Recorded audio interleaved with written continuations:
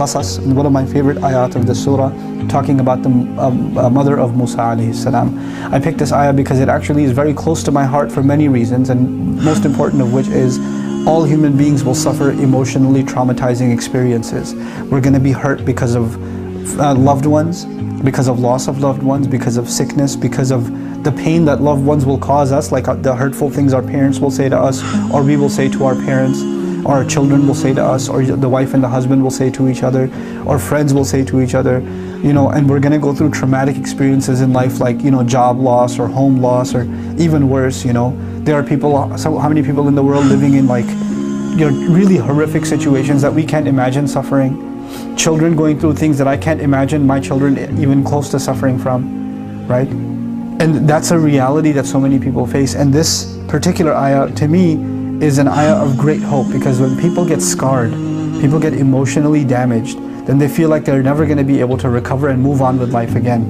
Musa's mother had the colossal task of taking her baby and putting the baby in the water. The mother has to put her child in the water. That is it's not even an imaginable thing a mother can do. But she has two options: watch her child be slaughtered by soldiers before her eyes, or take this child and put him in a basket which hasn't been tested for waterproof navigation by any means, and throw him into the river. Alqihi fil yam, throw him. And Allah says, when she threw him into the water, when she threw the baby into the river, by Allah's inspiration, because she couldn't have gotten herself to do it emotionally, Allah empowered her to be able to do that.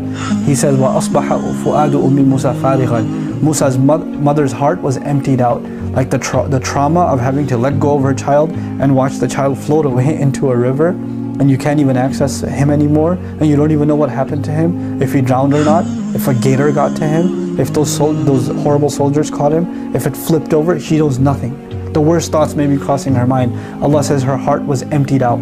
فَارِغًا. Her heart became emptied out, void of all emotion. You know, somebody hears like traumatic news and you go like this, and they don't blink, they don't talk, they're just quiet, they're emotionally paralyzed. That's the state she reached. In kadat latubdi bihi. She almost gave up her secret. She almost came out running and saying, that's my baby, that's my baby. But if she said that, he would have been killed. Now Allah says, لَوْلَا أَرَّبَطْنَا عَلَىٰ قَلْبِهَا. Had we not firmed her heart, had we not tied up her heart, had we not kept her heart together, Allah took her fu'ad, which was a heart that's inflamed. And in the same ayah, He used a different word for fu'ad, which is qalb. He calmed her heart down and brought her back to a normal state. And Allah is describing that He did that. You know, there are people that are emotionally traumatized and can never recover. Why not? Because Allah hasn't tied up their heart. Allah hasn't done that. We as human beings don't have the ability to emotionally recover sometimes, but we're learning in this ayah that Allah has the ability to let us heal and move on. Allah, you could say to yourself, I don't have the emotional capability of forgiving you. But Allah says, I'll tie your heart and I'll give you that ability. You can say in your heart, I'm too damaged by what happened. There's no way I can move on with my life. But Iman, faith in Allah, is enough for you to be able to move on with your life. لَوْلَا أَرَّبَطْنَا عَلَىٰ قَلْبِهَا. Had we not tied up her heart, لِتَكُونَ مِنَ الْمُؤْمِنِينَ, so she could be from those who truly believe. What mother can get over the trauma of putting her child in the water and not being able to see anymore?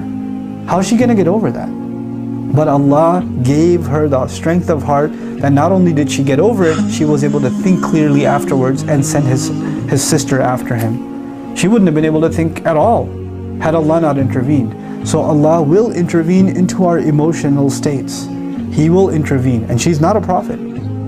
She's just a believer, which means this is an opportunity for you and me.